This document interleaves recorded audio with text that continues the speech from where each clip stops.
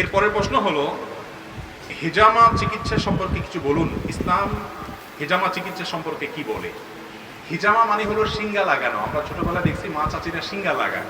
এখন আলহামদুলিল্লাহ হিজামা শব্দটাই পরিচিত হয়ে গেছে, এটা হাদিসে বর্ণিত হয়েছে এমন একটা শব্দ হিজামা।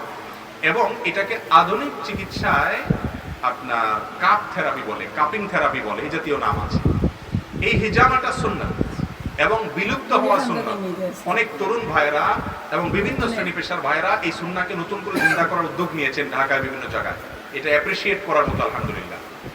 মনে রাখবেন, নবী করিম সাল্লাল্লাহু আলাইহি ওয়াসাল্লাম বুখারী বর্ণিত হাদিসে বলেছেন, তিনটি কাজের মাধ্যমে মানুষ চিকিৎসা গ্রহণ করে থাকে। এর মধ্যে একটা তিনি নিষেধ করেছেন, সেটা হলো ওই যে আপনার লোহা তাতায়া গরম করে তারপরে গায়ে সেক দেওয়া, গরু টুরুকে আগে দিত। নবী সাল্লাল্লাহু আলাইহি ওয়াসাল্লাম এটা নিষেধ করেছেন।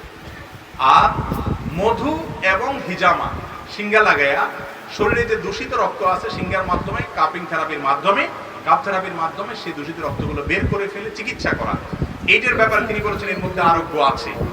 এবং বিশেষ করে মানুষের বিভিন্ন বড় বড় ব্যাধি থেকে রক্ষার জন্য হিজামা এটা উপকারী। নবী সাল্লাল্লাহু আলাইহি ওয়াসাল্লাম বলেছেন আরোগ্য আছে, তার মানে এটা আল্লাহর পক্ষ থেকে ওহীপ্রাপ্ত একটা ট্রিটমেন্টের একটা পদ্ধতি, যেটা আমাদের থেকে হারিয়ে গেছে। তবে হ্যাঁ, এই কাপ থেরাপি যা দেওয়ার ক্ষেত্রে, হেজামা করার ক্ষেত্রে ভালো দক্ষ মানুষ যদি না হয়, তাহলে উল্টাপাল্টা করার কারণে অনেক সময় অসুস্থ হতে পারে, ইনফেকশন হতে পারে, জ্বর হতে পারে, ছোটখাটো অসুবিধা হয়, বড় কোনো অসুবিধা হয় না। কিন্তু অভিজ্ঞ কেউ করলে সেগুলোও হয় না। কিন্তু এটা সুন্নাত, গুরুত্বপূর্ণ সুন্নাত। এবং সহিহ মুসলিমের হাদিসে নবী করিম সাল্লাল্লাহু আলাইহি সাল্লাম হিজামা সম্পর্কে বলেছেন, তোমরা যত পদ্ধতিতে ট্রিটমেন্ট গ্রহণ করে থাকো, এর মধ্যে থেকে হিজামা একটা উত্তম পদ্ধতির চিকিৎসা। এবং নবী সাল্লাল্লাহু আলাইহি সাল্লাম নিজে হিজামা গ্রহণ করেছেন, সিঙ্গা নিয়েছেন।